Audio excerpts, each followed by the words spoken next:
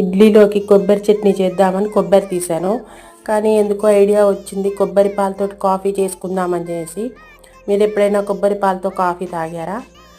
Hi అండి, welcome to Shailaja foods.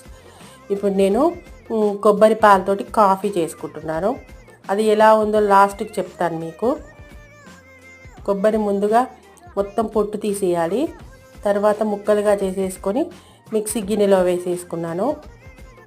తర్వాత దాన్ని పాలు చేసేసుకొని వడకట్టుకోవాలి. నేనైతే కొంచెం చిక్కగానే చేసుకున్నాను, ఎందుకంటే కాఫీ కోసమని.